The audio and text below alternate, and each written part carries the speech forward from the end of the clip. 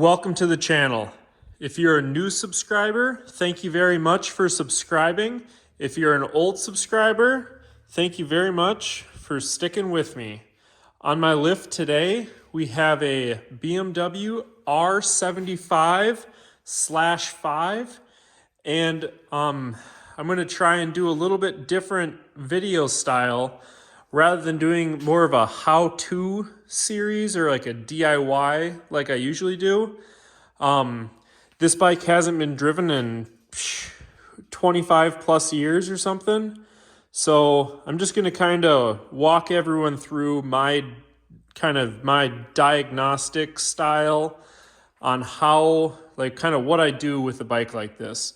So I picked this bike up from the customer, and what he told me is it hasn't been ran in quite some time.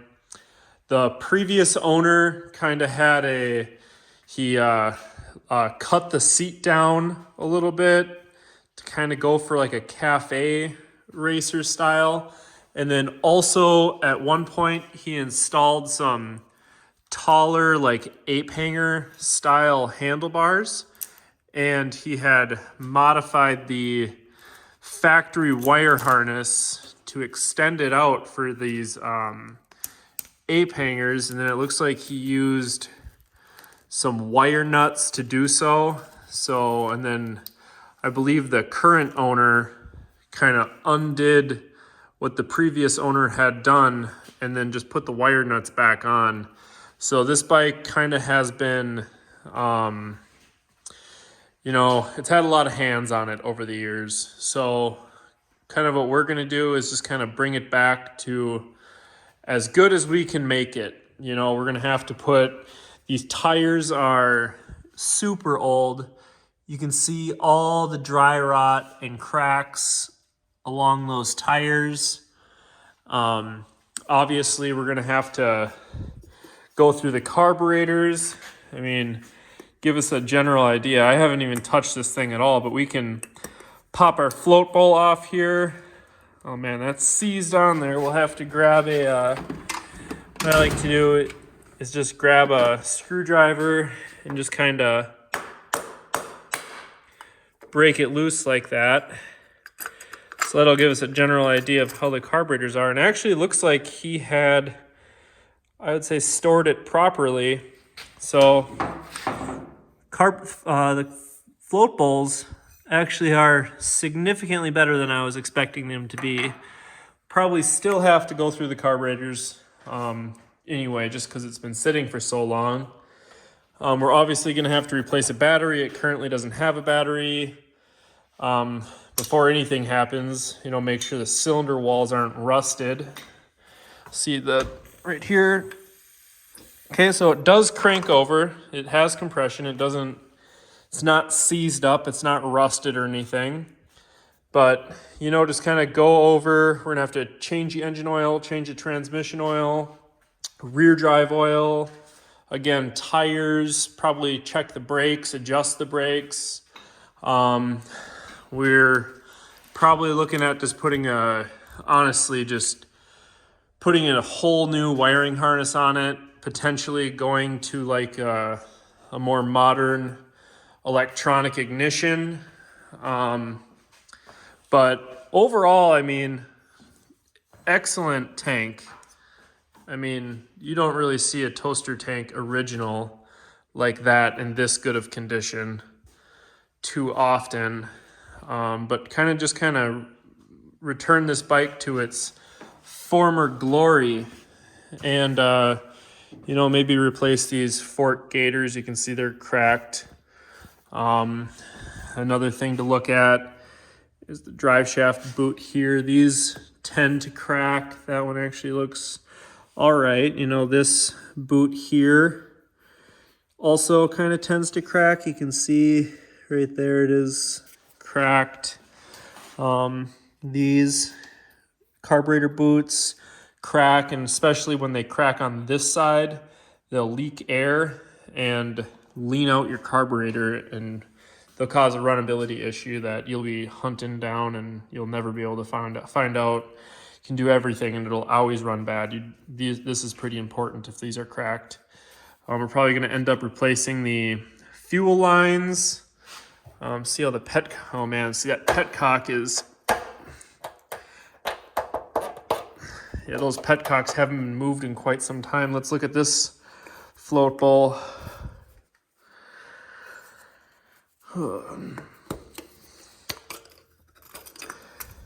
Yeah, see, he did a great job of putting this bike away. I mean, looks pretty good. The carburetors probably aren't going to need much. We're going to look at the rubber diaphragms under there, make sure those aren't torn or anything. But overall, I mean, it's an excellent bike. This, yeah, those probably are going to need to be replaced. Taking a look inside the tank for rust, I mean,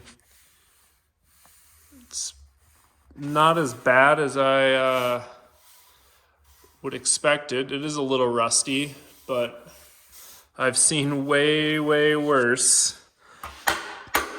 So I don't know how many miles this bike has.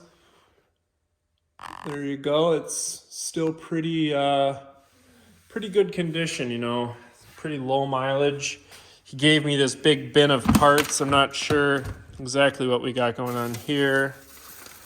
Hide his name here. I mean, it's a receipt. Looks like he got new mufflers, a headlight bulb, and a taillight bulb, along with a wire harness TS. And that was in 1998. So, you know, this thing hasn't really been into a shop, and that was at Blue Moon Cycle in Georgia. So, you know, we got all sorts of stuff. Like we got mirror, or the left mirror that's missing.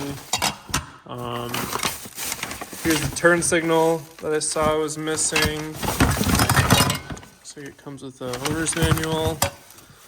Kind of just some odds and ends, I guess.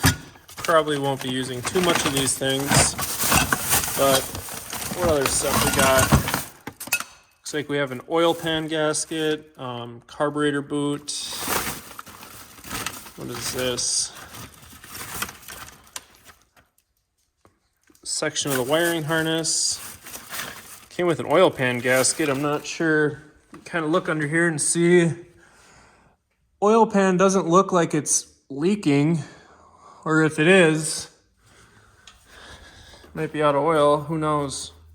But, so I'm gonna do kind of a video series on this bike, you know, part 1, part 2, part 3, on just kind of how I would, oil looks brand new, where I would start if you got a project like this at home, or if you just have an old airhead like this that you're kind of, you know, want to get back up on the road and back running again, kind of where you should start.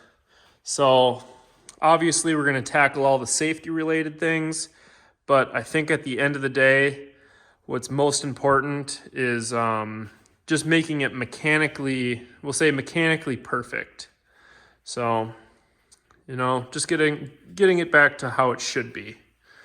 And then, yeah, so if you're new to the channel or you're not subscribed, you know, please consider subscribing. That really means a lot. It kind of keeps me going.